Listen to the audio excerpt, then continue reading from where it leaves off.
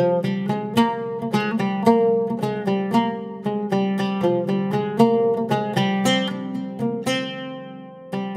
இன்னைக்கு ஒரு breakfast combo தான் எப்படி செய்யறதுன்னு பார்க்க போறோம். ரொம்ப டேஸ்டியான ராகி பூரி, அது கூடவே வச்சு சாப்பிடுறதுக்கு வெங்காய மசாலா, இது ரெண்டுமே பக்காவான காம்பினேஷனா இருக்கும். ஸோ கண்டிப்பா நீங்க ட்ரை பண்ணி பாருங்க. இது பிரேக்ஃபாஸ்ட்ல மட்டும் இல்ல, நீங்க டின்னருக்கு கூட சாப்பிடலாம். ரொம்பவே ஈஸியா இருக்கும், ரொம்பவே டேஸ்டியாவும் இருக்கும். ஹாய் ஃப்ரெண்ட்ஸ், வணக்கம். என் பேர் Abhi. Welcome to Indian recipes Tamil. வீடியோக்குள்ள போறதுக்கு முன்னாடி நம்ம சேனல் இந்தியன் ரெசிபிஸ் தமிழை சப்ஸ்கிரைப் பண்ணிக்கோங்க. கூடவே இருக்க பெல் சிம்பலையும் கிளிக் பண்ணிக்கோங்க.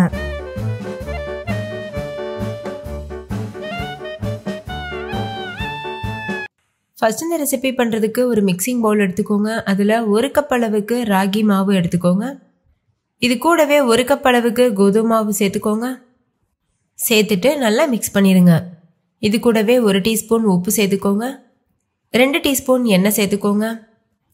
எண்ணெய் வந்து ஆப்ஷனல், உங்களுக்கு இஷ்டம் இல்லைன்னா நீங்கள் அதை ஸ்கிப் பண்ணிவிட்டு அப்படியே செய்யலாம். அதே மாதிரி உப்பு தேவையான அளவு சேர்த்துக்கலாம்.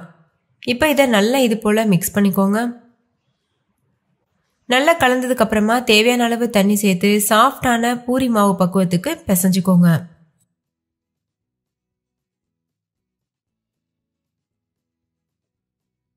இப்போ பாருங்க, நல்லா மிக்ஸ் பண்ணியாச்சு. இதுக்கு மேலே கொஞ்சமாக எண்ணெய் அப்ளை பண்ணிட்டு மூடி போட்டு மூடிட்டு ஒரு அரை மணி நேரம் அப்படியே ஊற வச்சிருங்க. மாவு ஊறுறதுக்குள்ள பூரிக்கான வெங்காய மசாலா நம்ம தயார் பண்ணிடலாம். அதுக்கு ஒரு கடாய் சூடுபடுத்திக்கோங்க. கடாய் நல்லா சூடானதுக்கு அப்புறமா 2 டீஸ்பூன் எண்ணெய் சேர்த்துக்கோங்க.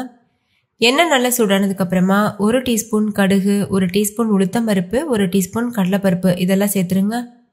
இது கூடவே 1/4 டீஸ்பூன் பெருங்காயத்தூளும் சேர்த்துக்கோங்க. தாளிதம் புரிஞ்சதுக்கு அப்புறமா 3 பெரிய சைஸ் வெங்காயத்தை நீள்வாக்கில் அரிஞ்சு சேர்த்துக்கோங்க. கூடவே 2 டீஸ்பூன் உப்பும் சேர்த்துட்டு நல்லா கலந்துருங்க. உப்பு சேர்த்து வதக்கும் போது வெங்காயம் சீக்கிரமாகவே வதங்கிடும். ஸ்டவ்வை லோ ஃப்ளேமில் வச்சுட்டு வெங்காயம் முழுமையாக வதங்குறது வரைக்கும் வெயிட் பண்ணுங்க. இப்போ பாருங்க, வெங்காயம் நல்லா வதங்கிருச்சு. அடுத்து ஒரு சின்ன பவுல் எடுத்துக்கோங்க. அதில் 1 டேபிள் ஸ்பூன் கடலை மாவு எடுத்துக்கோங்க. அடுத்து இதில் 1/4 கப் அளவு தண்ணி சேர்த்துட்டு கொஞ்சம் கூட கட்டிகள் இல்லாமல் நல்லா கரைச்சிருங்க. இப்போ பாருங்கள், இது நல்லா கரைச்சாச்சு. கொஞ்சம் கூட கட்டிகள் இல்லை. இது ஒரு ஓரமாக இருக்கட்டும். இன்னொரு பக்கம் நம்ம வதக்கிட்டு இருக்க வெங்காயமும் நல்லா வதங்கிருச்சு. இப்போ இதில் 1 பெரிய சைஸ் அளவு தக்காளியை கட் பண்ணி சேர்த்துக்கோங்க. கூடவே 2 பச்சை மிளகாய் கீறிட்டு சேர்த்துக்கோங்க. 1 கொத்து கருவேப்பிலையும் சேர்த்துட்டு நல்லா கலந்துருங்க. தக்காளி முழுமையாக வதங்கணும்னு அவசியம் இல்லை, ஓரளவு வதங்கினா போதும். தக்காளி ஓரளவு வதங்கினதுக்கப்புறமா இது கூட 1 டீஸ்பூன் அளவுக்கு மஞ்சள் தூள் சேர்த்துக்கோங்க. சேர்த்துட்டு நல்லா கலந்துருங்க. இந்த ஸ்டேஜில் நீங்கள் உப்பு தேவைன்னா கொஞ்சமாக சேர்த்துக்கலாம். இப்போ பாருங்கள், தக்காளியும் ஓரளவு வதங்கியிருக்கு. இந்த ஸ்டேஜில் நம்ம ஏற்கனவே கரைச்சி வச்சுருக்கோம்ல கடலை மாவு, அதை சேர்த்துடணும். சேர்த்துட்டு நல்லா மிக்ஸ் பண்ணிடுங்க. அடுத்து இதில் தேவையான அளவு தண்ணி சேர்த்துக்கோங்க. நான் 1 கப் அளவுக்கு தண்ணி சேர்த்துருக்கேன். நீங்கள் கிரேவியோட கன்சிஸ்டன்சியை பொறுத்து தண்ணியை வேணுமா இல்லை கெட்டியாக வேணுமான்னு பார்த்துட்டு தண்ணி சேர்த்துக்கோங்க. தண்ணி சேர்த்து நல்லா கலந்துருங்க. கலந்துட்டு ஹை ஃப்ளேமில் வச்சு 2 நிமிஷத்துக்கு கொதிக்க வச்சுக்கோங்க. இப்போ பாருங்கள், நல்லா கொதிச்சிருச்சு. 2 நிமிஷம் நல்லா கொதிச்சதுக்கப்புறமா ஸ்டவ் ஆஃப் பண்ணிவிட்டு இதை அப்படியே ஒரு ஓரமாக வச்சுருங்க. அவ்வளோதான், வெங்காய மசாலா பூரிக்கு சூப்பராக தயாராகிருச்சு. ஃபைனலாக இதில் கொஞ்சமாக கொத்தமல்லி இலை தூவிட்டு சர்வ் பண்ணிடலாம். இப்போ இது ஒரு ஓரமாக இருக்கட்டும். ஸ்டவ் ஆஃப் பண்ணிவிட்டு ஒரு ஓரமாக வச்சுருங்க. அடுத்து நம்ம பூரி செய்ய ஸ்டார்ட் பண்ணிடலாம். இன்னொரு பக்கம் பூரி மாவு நல்லா ஊறி இருக்கு. இதிலேருந்து சின்ன உருண்டையாக எடுத்துகிட்டு நம்ம நார்மலாக எப்போதும் நீங்கள் எப்படி கோதுமை மாவில் பூரி செய்வீங்களோ அதே மாதிரி தான் இந்த மாதிரி சின்ன சைஸ் உருண்டை எடுத்து நல்லா உருட்டிக்கோங்க.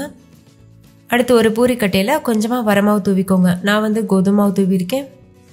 அதில் நம்ம செஞ்சு வச்சுருக்க மாவை வச்சுட்டு எல்லா இடத்துலையும் மாவு படுறது அளவுக்கு பண்ணிக்கோங்க. இப்போ இதை நம்ம திரட்ட ஆரம்பிச்சிடலாம்.